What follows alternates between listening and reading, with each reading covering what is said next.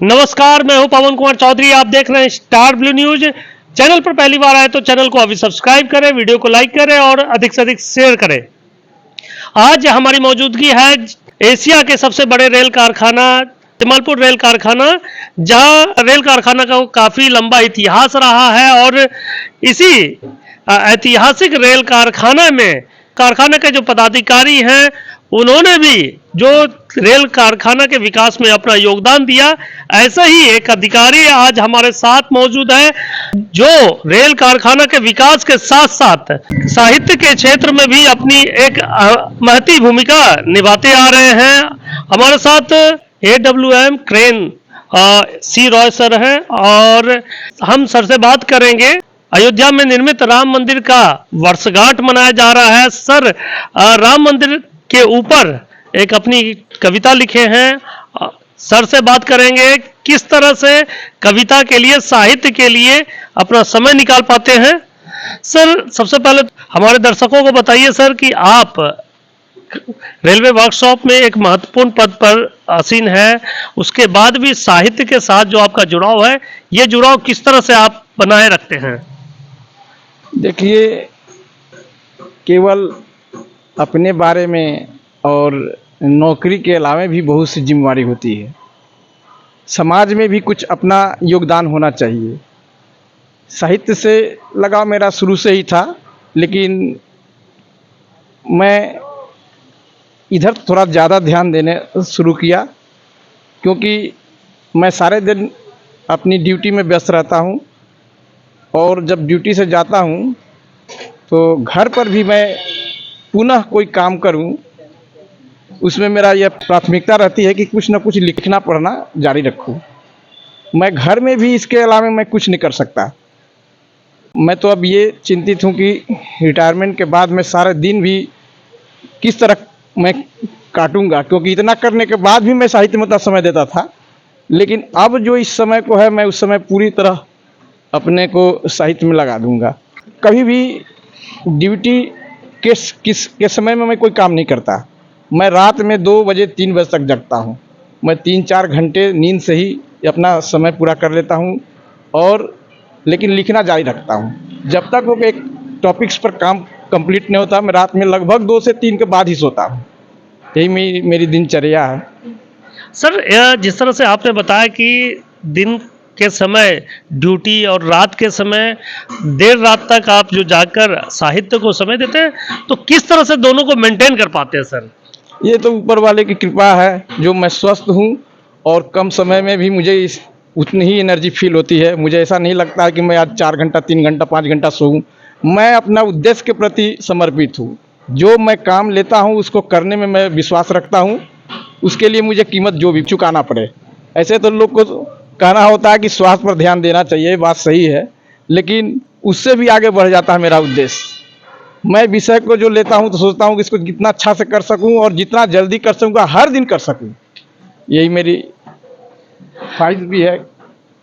Sir, एक तरफ जहां पूरे देश भर में आज अयोध्या के राम मंदिर के वर्षगांठ को लेकर धूम मची हुई है, बहुत सारे लोग अयोध्या में जाकर वर्षगांठ का आनंद ले रहे हैं और देश के अलग अलग हिस्सों में भी राम मंदिर के वर्षगांठ के ऊपर कई कार्यक्रम आयोजित किए जा रहे हैं।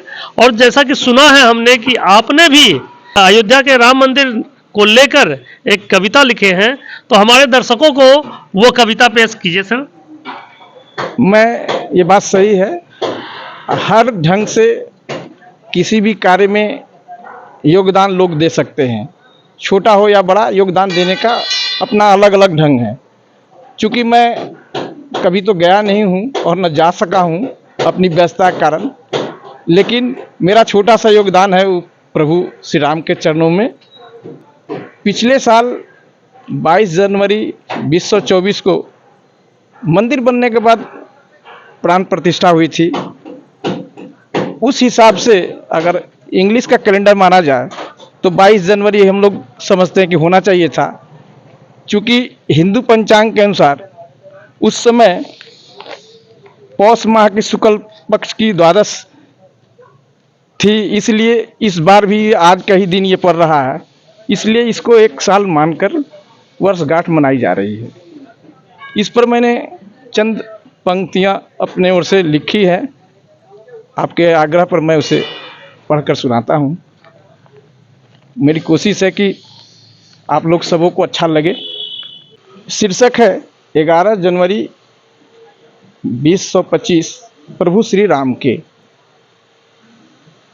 आज पूरा हो रहा है 1 साल प्राण प्रतिष्ठा श्री राम के। अयोध्या नगरी को मिल गया भव्य मंदिर श्री राम के। कितनी कुर्बानियों के बाद मिली जन्मभूमि श्री राम के। त्याग तपस्या भी किए सभी उनके नाम पे।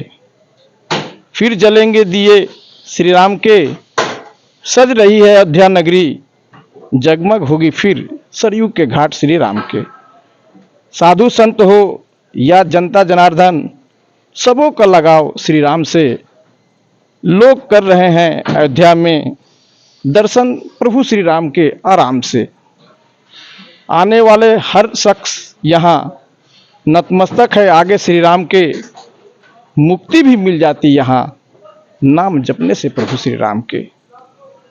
बहुत बेहतरीन कविता सर ने सुनाई है।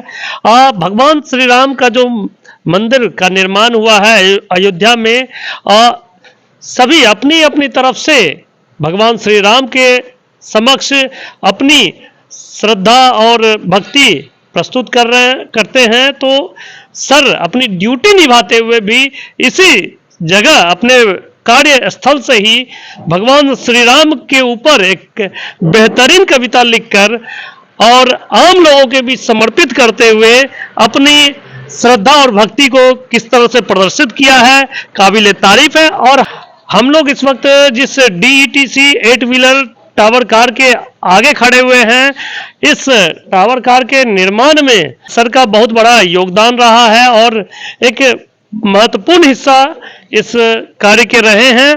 तो ऐसे में आप देख सकते हैं इस जो निर्माण कार्य हो रहा है, इससे पहले एक DETC 8 व्हीलर टावर कार जा चुकी है और यह दूसरा उसका तैयार है लगभग, और आने वाले दिनों में तीसरे भी और आगे भी कार्य होता रहेगा। सर के निगरानी में जो कार्य हो रहा है, अपनी कार्य को अंजाम देते हुए भी सर ने जिस तरह से भगवान राम की भक्ति में एक अहम रोल अपनाया है, एक साहित्य का प्रयोग करते हुए कविता के माध्यम से जो भगवान श्री राम को याद किया है, यह युगों युगों तक इनको याद किया जाएगा। आखिरी सवाल हमारा है सर, भगवान श्री राम को लेकर, मंदिर को लेकर किस तरह से लोगों को भी, जो लोग नहीं जा सके हैं, उन लोगों को किस तरह से अपनी भक्ति का प्रदर्शन करना चाहिए सर?